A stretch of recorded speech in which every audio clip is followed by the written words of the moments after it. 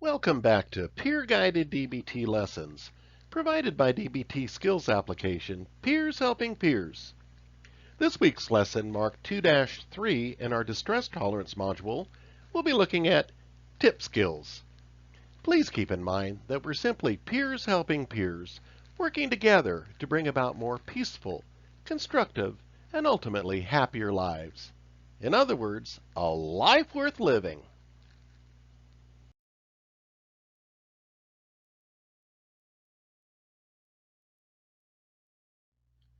This week we're going to be looking at the acronym for the DBT Distress Tolerance TIPP skills. The first letter, T, is for tip the temperature. Next we have I for intense exercise, followed by P for paced breathing, and ending with another P for paired muscle relaxation. Although these skills are quickly effective, they are to be used only in extreme distress. For example, an important demand needs to be met, but you are too overwhelmed to think how to meet it. Or you're in a high-risk crisis, meaning you are having a high urge to engage in destructive behaviors without being able to distract yourself. Or using other skills are not suitable to do or are not helpful. Or you feel stuck in emotion mind and are emotionally overwhelmed. Or you are not able to effectively process information. These skills normally should not be a first go-to skill.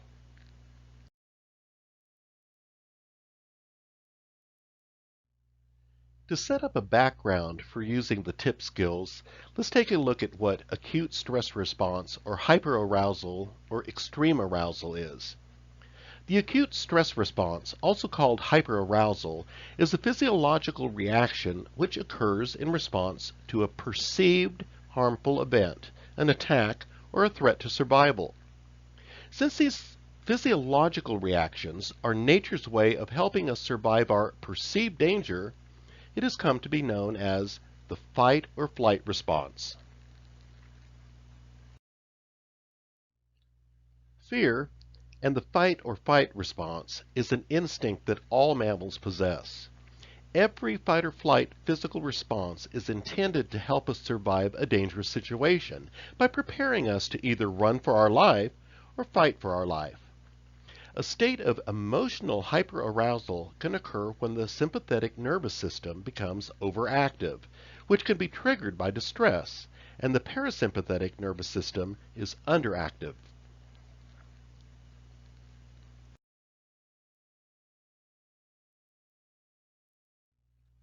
Fight or flight, or the acute stress response, is triggered by the release of hormones, preparing the body to take immediate action needed for survival in the face of danger.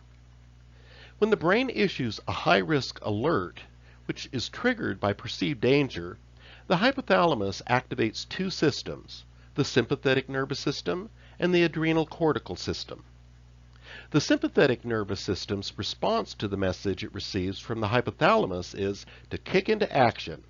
The sympathetic nervous system then sends out impulses through nerve pathways instructing non-essential systems, for example the immune system, digestive system, and bladder, etc., to discontinue their functions, allowing their energy to focus on emergency functions.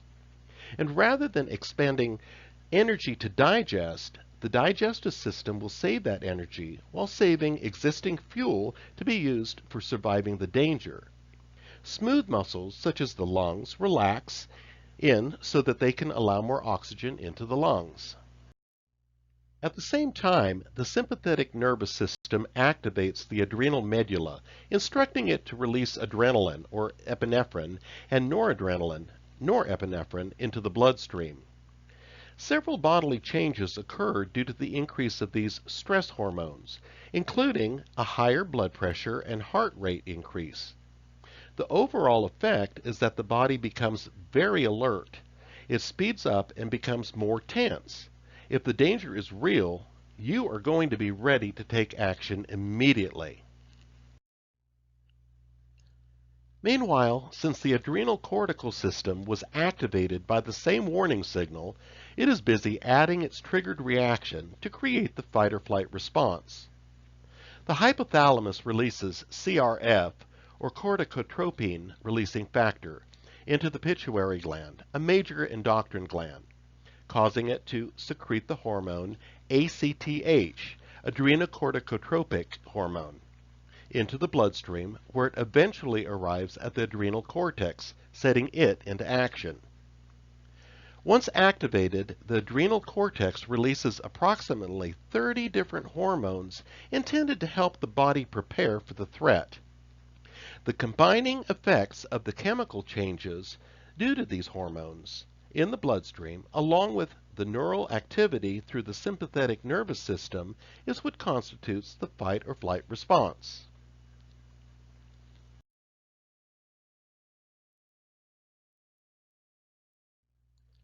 The nervous system consists of two parts.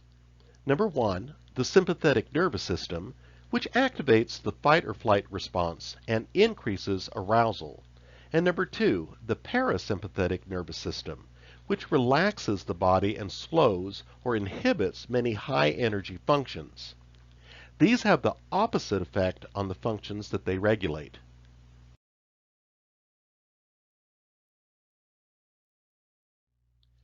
Each of the TIPP skills regulate emotions by increasing activity of the parasympathetic nervous system and decreasing activity of the sympathetic nervous system. TIPP skills stimulate the parasympathetic nervous system. It becomes activated to conserve the body's energy as it brings bodily functions back to homeostasis, particularly after the acute stress response.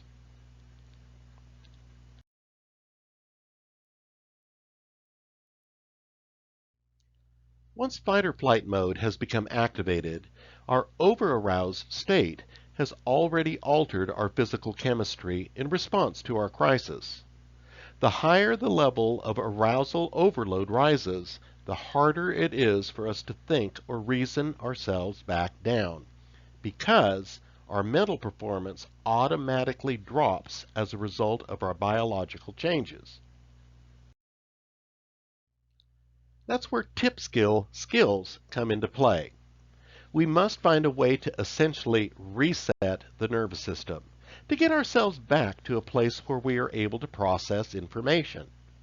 Each TIPP skill has the effect of rapidly changing your biological response patterns and body chemistry, which in turn causes a reduction in your emotional arousal and the feeling of being overwhelmed. TIPP skills are very fast working, requiring only seconds to minutes to lower levels of emotional arousal.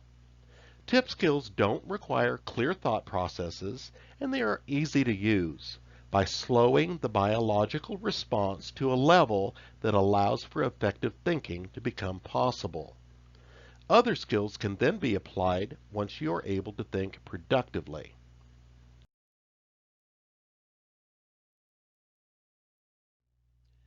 Now that we've given you some background on what activates the fight or flight response, let's go back to our TIPP acronym, starting with the letter T.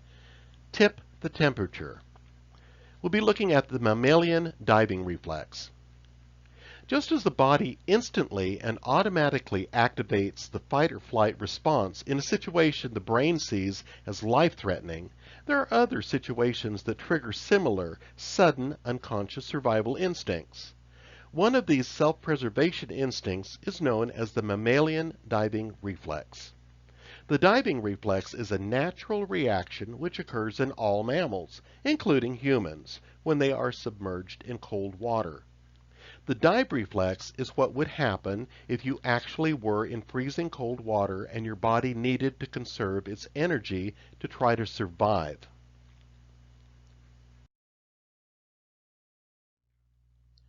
The parasympathetic nervous system, which is responsible for the body's rest and digest functions, is activated, prompting a rapid relaxation response. The automatic reaction is a survival instinct. The parasympathetic nervous system automatically acts to decrease arousal and encourage overall relaxation so that the body becomes more buoyant to stay afloat, just as the dive reflex kicks into action to decrease arousal in order to increase the likelihood of surviving a drowning. It can also be deliberately activated to save us from impulsive responses and extreme emotions. In such a situation, your body would essentially start to slow or shut down functions that weren't absolutely vital for survival, calming your entire system. The first reaction to the dive reflex is a sudden drop in heart rate, slowing the heart to below its resting heart rate. The diving reflex can cause a reduction in the heart rate in humans by 10% or more. This is one of the physiological reactions designed to assist mammals to be able to stay underwater for longer periods of time without having to take a breath. One of the most disturbing intense symptoms linked to overarousal or panic is a rise in heart rate. The racing, rapidly beating heart can trigger a full-blown panic attack. Activating the diving reflex has the ability to calm both your heart and your mind. So, how do we activate the mammalian diving reflex? This reflex is activated by icy cold water, but not freezing, on the face. It should not be cold enough to cause facial pain. In particular, the icy cold water must hit the parts of the face just below the eyes and the cheekbones for the dive reflex to be activated. Make sure that the area of the trigeminal nerve, the most sensitive part of the face, feels the icy water. Now the instructions to activate it. First, fill a bowl with icy cold water. Bend or lean over and hold your breath. Put your face in the icy cold water for 30 to 60 seconds, as long as you're able to tolerate it, and repeat it up to 3 times if calming is not immediate. This surprisingly simple technique will calm you immediately and is incredibly effective.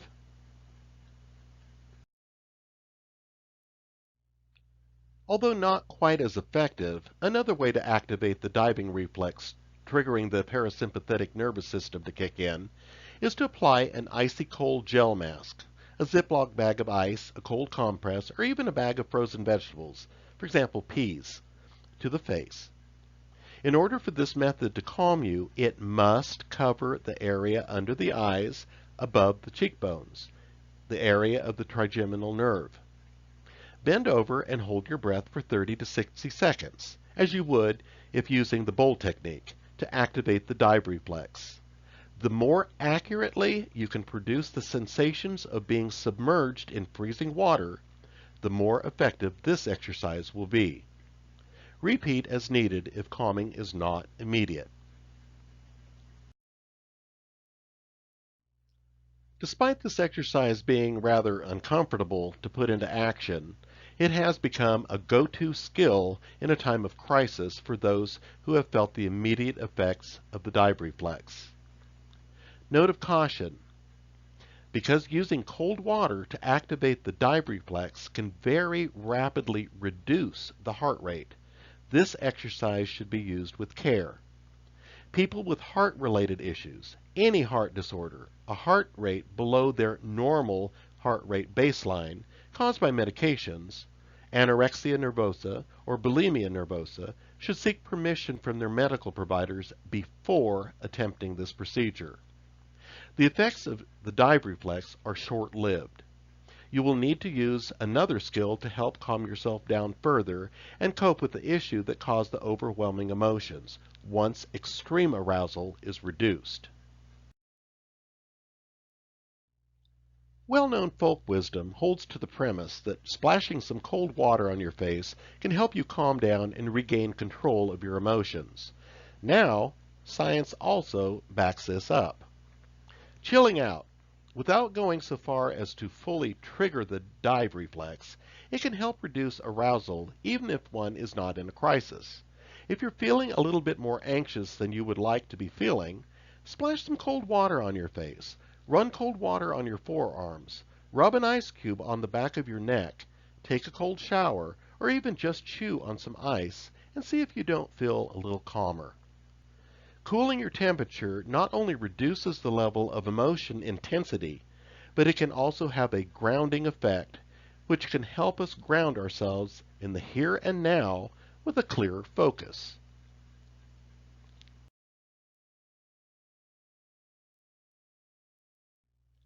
Our next letter is I, intense exercise. When we become over-aroused to the point of triggering the fight or flight response, the body is primed for action. The body expects us to either fight off a danger or take flight to escape it. The body is prepared to meet a risk to its life with an intense, acute physiological response. The natural conclusion to the fight or flight response is to react with a burst of vigorous physical activity. Putting that response into action through exercise is a simple and effective way to meet that expectation and calm the nervous system. Remaining inactive and doing nothing may cause the body to start misfiring its stress hormones, raising the anxiety level even further. A situation that would, by its very nature, require a fight or flight response would require a sudden and intense, but short, burst of energy expenditure. After a brief, although stressful encounter, what would naturally follow would be a period of time to recover. It is unlikely that a risk to our survival would require us to continue operating at an extremely intense level for long periods of time. In a dangerous situation, it is natural that we would put our all into fighting it off or fleeing from it. But after a short burst towards this goal, we probably would slow the pace a bit to reevaluate the situation. After looking things over, we may give another short burst or sprint, then repeat this pattern until clear of the risk. In order to achieve stress reduction and counteract the fight or flight responses, any form of activity that causes us to work up a sweat for 5 minutes is adequate to burn off excess stress hormones. So let's take a look at HIIT, high intensity interval training. Recently, scientific studies have found that the best method results to counter over-arousal are achieved by those who adopt vigorous interval exercise. These exercise periods may be extremely short, pushing yourself to the greatest intensity you are capable of for 1 to 2 minutes, followed by 3 to 4 minutes of slower paced exercise, to allow the body its needed recovery period. Study after study has demonstrated that interval exercise can deliver the greatest benefits for overall health, both mental and physical. One of the requirements for this form of workout to be effective is that a person's heart rate reaches at least 80% of its maximum potential and held there for approximately 1 minute. Now let's take a closer look at what's called the 4x4 HIIT. 4x4 interval training is a lab-tested routine that involves a warm-up followed by 4 4-minute intervals, then finished off with a cool-down. Number 1, warm-up. 10 minutes of moderate workout, enough to work up a sweat. Number 2, interval. 1 to 2 minutes to reach your target heart rate, 85 to 95% of max heart rate, using a heart rate monitor. Number 3, active break. 3 minutes of lower intensity recovery workout. Repeat steps 2 and 3 more times. And 4, cool down. 5-minute moderate workout. Short, quick, intense burst exercises done mindfully can also give you the beneficial effect of becoming more grounded. And note, the 4x4 should be used only a couple of times a week. Short HIIT sessions may be used on remaining days. 30 to 40 minutes with the heart rate above 90% is the suggested max cumulative time per week. To find your max heart rate for the 4x4 HIIT, you can go to the link posted on the left of this page, and this link is also in this lesson's PDF. And all you have to do is fill in the required information, and their calculator does the math for you. And just a reminder, you should discuss any new exercise regime with your physician before you begin.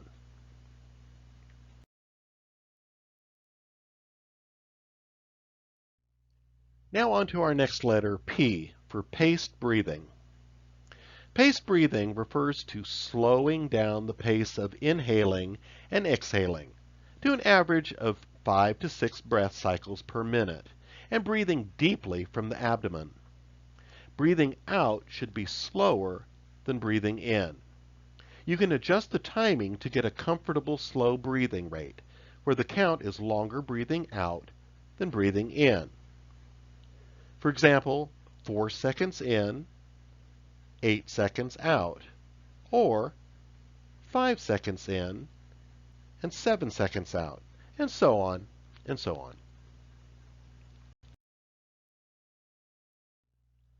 Paced breathing can itself cause changes in sympathetic and parasympathetic activity in a way similar to the dive reflex.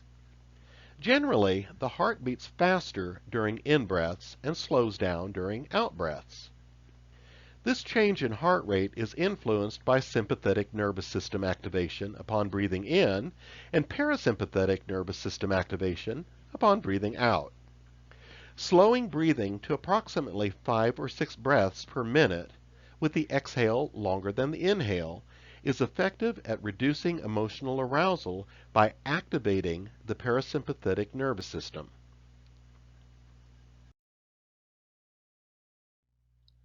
We want to invite you to please join us for our scripted paced breathing practice.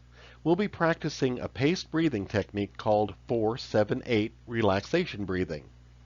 This is one of the most powerful and effective relaxation techniques that you can do, anywhere and or anytime when you're feeling stressed. When you hold your breath, you activate your parasympathetic nervous system, which slows your heart rate and causes your body to relax and your mind to slow down.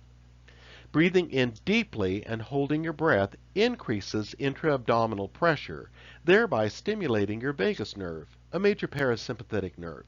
This sends signals to your brain and your body, which reduces the fight or flight part of your autonomic nervous system, parasympathetic nervous system.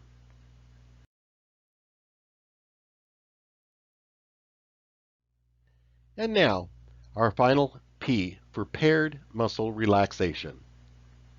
Paired muscle relaxation is a variation of progressive muscle relaxation. The strategy here is to tense muscle groups, noticing the sensation of tension while breathing in, and then relaxing them by letting go of the tension while breathing out, noticing the sensations as the muscle tension gradually goes down.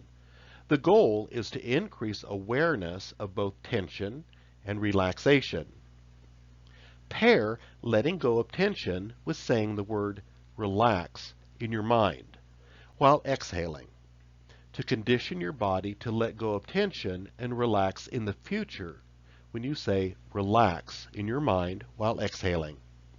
This technique is most effective when used in unison with paced breathing. Tense each muscle group with your paced breathing inhalation. Hold tension during your held breath. Release tension suddenly at the beginning of your breath exhalation. Hands and wrists. Make fists with both hands and pull fists up on the wrists as you inhale with your paced breathing for 4 seconds. Hold muscle tension during held breath for 7 seconds. Then release suddenly as you begin the exhalation. Tensing and then relaxing muscle groups causes your muscles to become more relaxed than they were in the beginning, and more relaxed than they can ordinarily achieve by trying to relax without first tensing. Tense your lower arms.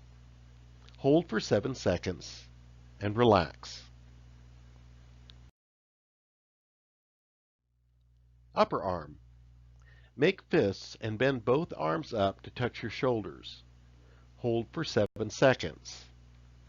Continue progressing through all muscle sets. Remember to mentally say relax as you exhale and relax. Frequent practice of this exercise is helpful in mindfulness also. Notice the changes from tensed to relaxed.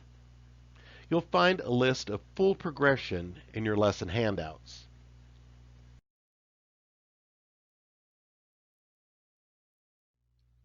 Whichever TIPP skill you choose to use to reset your nervous system, remember that the effects are short-lived. The resulting calmer state should be used to locate other DBT skills, to keep the emotions from escalating again as soon as these effects wear off.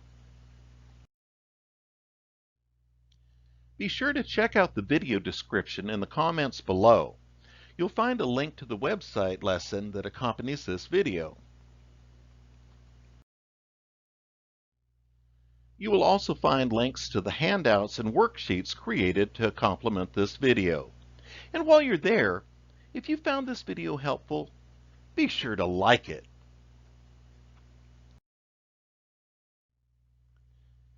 Next week in our peer-guided DBT lessons distress tolerance module, we'll be looking at stop. Be sure to check out our YouTube channel where our entire DBT course is now available. Thank you for watching and hope to see you next week. Bye for now.